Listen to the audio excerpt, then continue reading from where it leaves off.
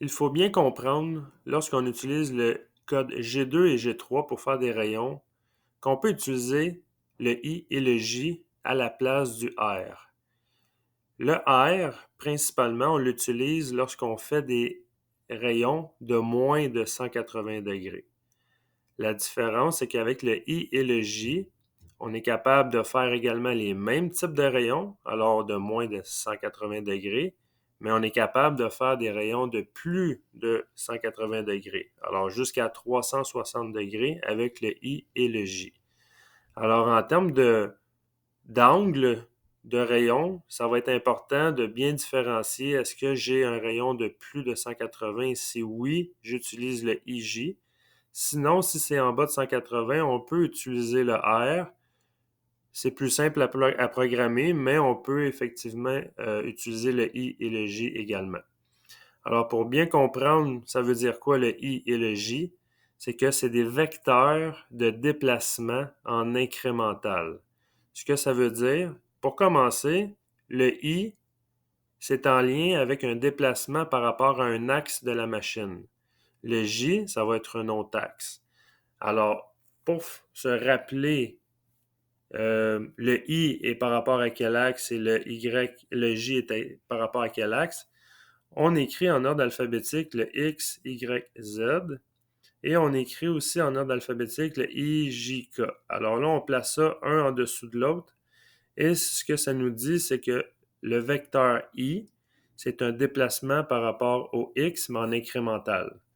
Même chose pour le J, c'est par rapport au Y, c'est un déplacement en incrémental. Pour ce qui est du Z, K, on ne l'utilisera pas en fraisage, ça va être en tournage qu'on va l'utiliser. Alors, on va faire un exemple. J'ai une pièce ici avec des rayons à l'intérieur. Puis, ici, j'ai des rayons de 90. J'ai un rayon de 90 ici. J'ai un rayon de 180 degrés. Et j'ai un rayon de plus de 180 degrés.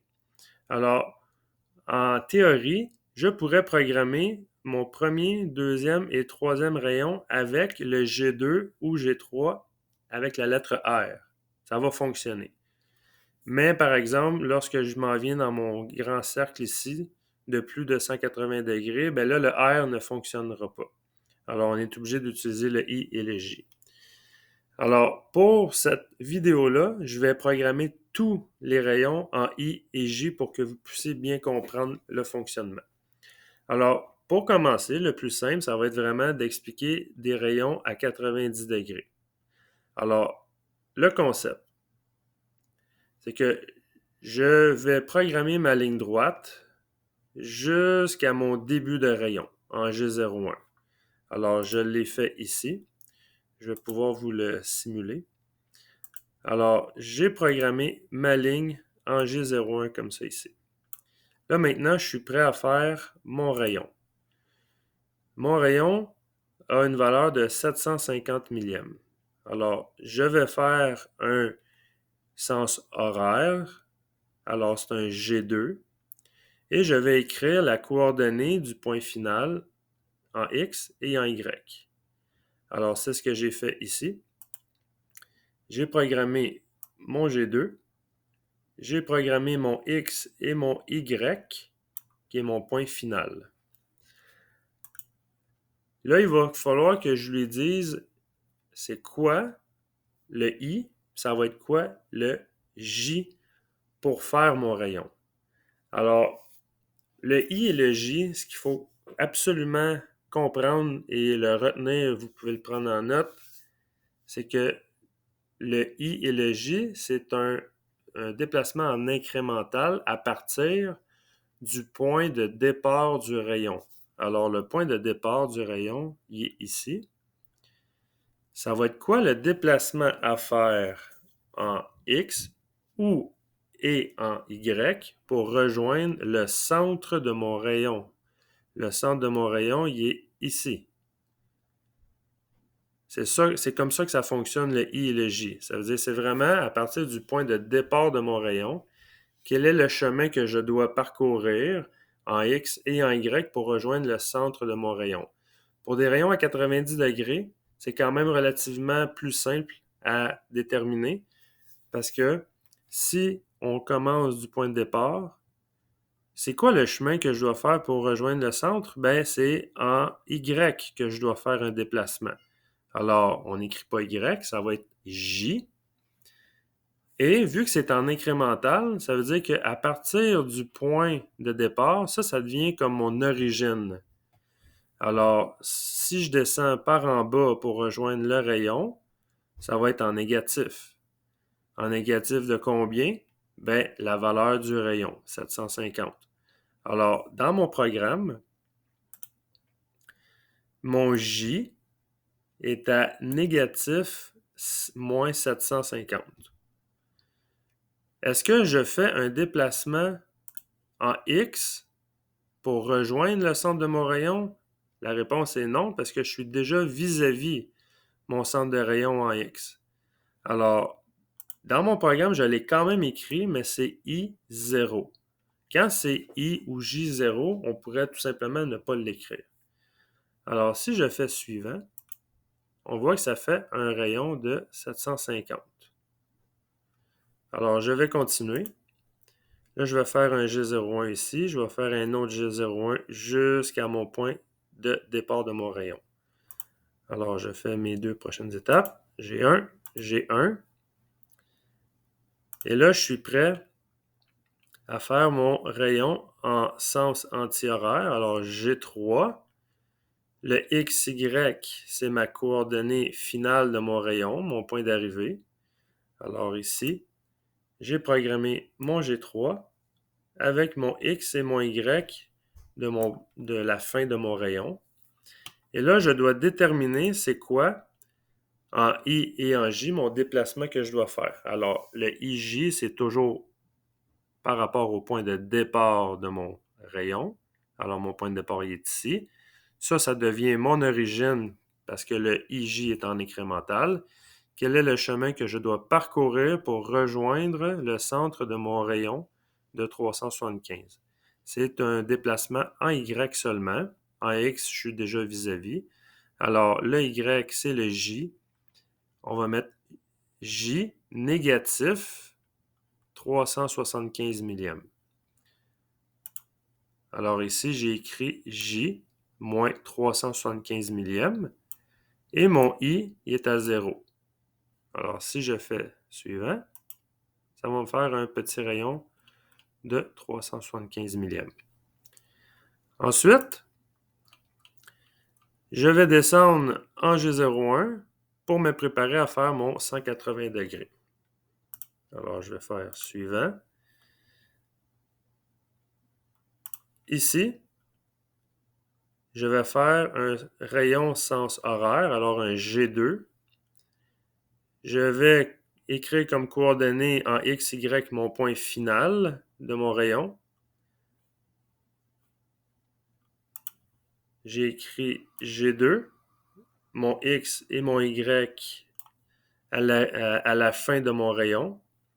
Et là, je dois faire un déplacement à partir de mon point de départ pour mon IJ, toujours point de départ.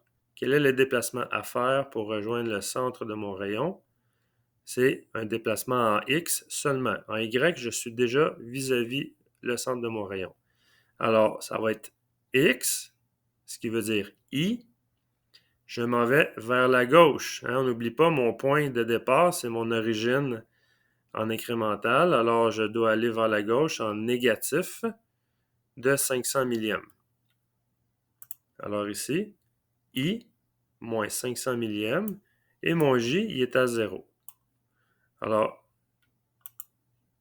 voilà, j'ai fait mon 180 degrés de rayon.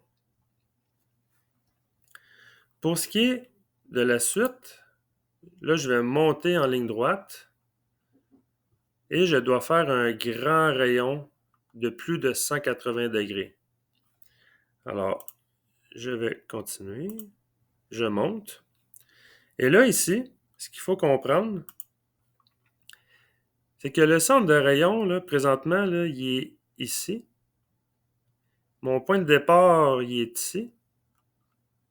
Et mon point d'arrivée, il est ici. Alors là, j'ai monté en G01.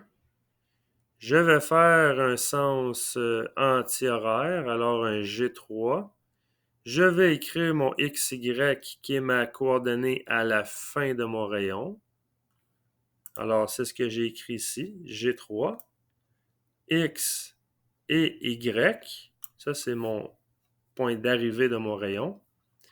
Et là, la particularité, c'est qu'à partir de mon point de départ, qui devient finalement mon origine pour l'incrémental de mon I et J, c'est quoi le chemin à parcourir pour rejoindre le centre de mon rayon? Alors là, il faudrait que je fasse un déplacement dans les deux axes. Je dois me déplacer en X et je dois me déplacer en Y pour rejoindre le centre de mon rayon. Alors là, tout dépendant des plans que vous allez devoir programmer, mais là, ça se peut qu'il y ait des calculs à faire, mais là, ici, je les ai écrits pour que ça soit plus rapide pour la vidéo. Mais on a un déplacement en X, ça veut dire le I, de 339 millièmes et 2 dixièmes. Et pour mon Y, qui est mon J, je suis à 295 millièmes et 7 10. Alors ça, c'est les déplacements que je dois faire en I et en J pour rejoindre le centre de mon rayon. Alors, si je commence par le I, qui est le X, je dois aller, à partir de mon point de départ, je dois aller vers la gauche. Alors, en négatif, 339 millièmes. Alors ici, I, en négatif, 339 millièmes et 2 dixièmes. Ensuite, en Y, là, je suis rendu ici, là. Je dois monter par en haut, ça veut dire positif par rapport à mon point de départ de mon rayon. Positif, 295 millièmes et 7 dixièmes. Alors, J positif, 295 millièmes et 7 dixièmes. Alors, si je fais ça, ça va me faire un rayon de plus de 180 degrés. Là, ensuite, je vais descendre pour terminer ma pièce, comme ça, ici. Alors, si je fais la comparaison, l'autodiff, je vais comparer le résultat. On voit que le modèle parfait, l'usinage est selon le modèle parfait là, qui est caché en arrière-plan. Alors, je n'ai pas d'erreur dans mes rayons. Alors, c'est quand même important de bien comprendre le principe du I et du J parce qu'on est capable finalement de faire tous les rayons qu'on veut faire de 0, de 1 degré jusqu'à 360 degrés.